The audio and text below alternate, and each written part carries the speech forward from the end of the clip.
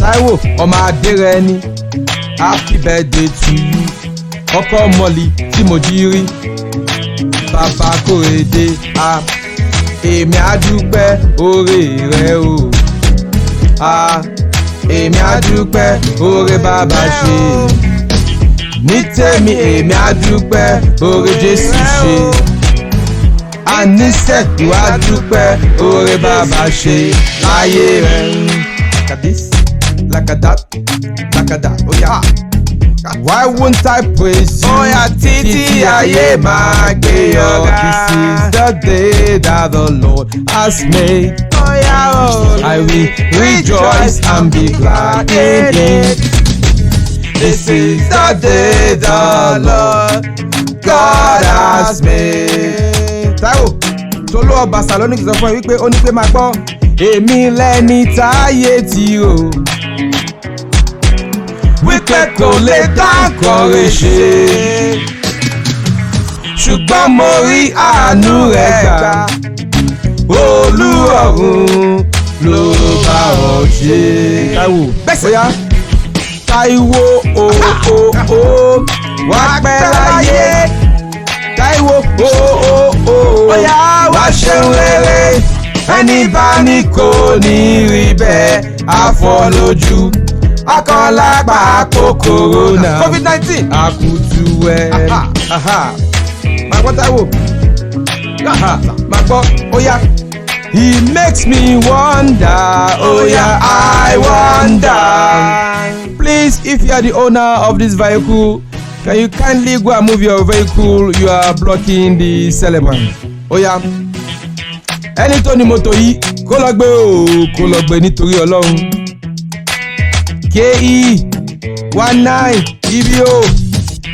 Ẹ jọ̀ọ́ nítorí Ọlọ́run, BMW dúdú ràbàtà, ẹ lọ gbé o, ẹ lọ gbé. Ó máa yẹ̀yẹ́ mi o, ó tún gbé mi sókè. Ó yá, Táíwò tẹ̀rí yẹn o, ọmọ Jésù ni yóò. Táíwò tẹ̀rí yẹn o, bàbá Kòrédé. Táíwò Kòrédé, Olúwa Kòrédé. Ó yá. Táíwò tẹ̀rí yẹn o, ọkọ̀ mọ́lì ní Miss Mọ́ládé. Táíwò Miss Mọ́ládé ní sọ fẹ́ pé ó ní kí máa gbọ́, ó ní máa gbọ́. Irú ọmọ tí mo fẹ́ ó ń bẹ lára rẹ̀. Bébí gbórúkọ mi, ó bá ẹ lára mu. Mo fẹ́ bá ẹ darúgbó, mo fẹ́ bá ẹ kalẹ̀. Ìwọ ni mo fẹ́ máa jírí ojoojúmọ́ ayé mi. Olómi onítèmi.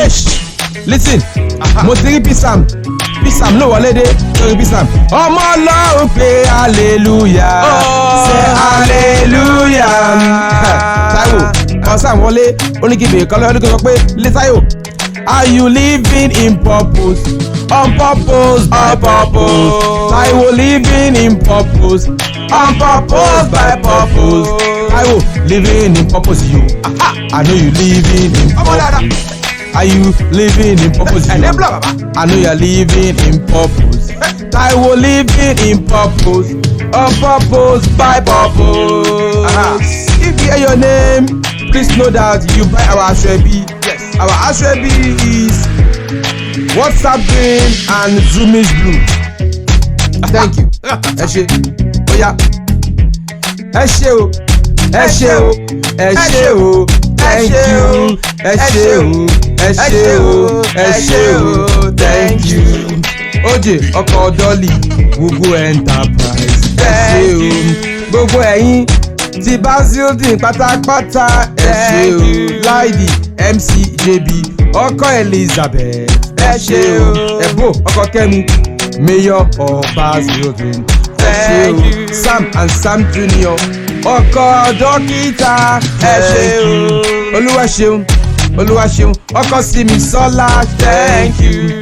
Ẹ ṣé o. Ẹ ṣé o. Ẹ ṣé o. Ẹ ṣé o. Lọ́ra Adéyẹfà àtàbúrò Lọ́ra. Thank you.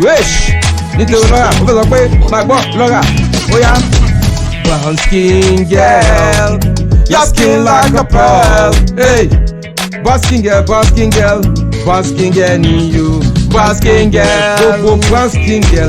Ẹ ṣé àdúpẹ́ brown skin girl. Lọ́ra tẹ̀rí yẹn o, she say brown skin girl, brown skin girl. Tessa Simisola Kẹ́mi, you are a brown skin girl, brown skin girl. AK TK. Gbogbo Esther pátápátá brown skin girl. GB of Great Britain gbọ́njú you are a brown skin girl, brown skin girl. Tóbi Rachel Winnie celebrity mi ẹ ṣe brown skin girl.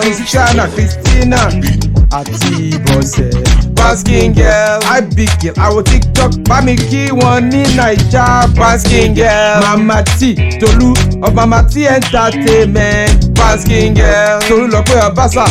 My street leader, you're a brown skin girl, brown skin girl. Anna Nola, ọ̀rẹ́ tímọ́tímọ́, brown skin girl. Ọ̀rẹ́ Olúwawo of LV Kitchen, brown skin girl. Ọpẹ́yẹmí, Aya Ṣẹ́gun, brown skin girl. Mama Levi say you are a brown skin girl, brown skin girl. Táíwò tó Ọpẹ́yẹmí fẹ́ gbọ́, máa gbọ́, ó sọ pé ọpẹ́ ló yẹ.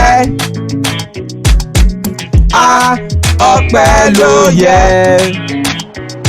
Mo wà láyé, mo tún wà láyé.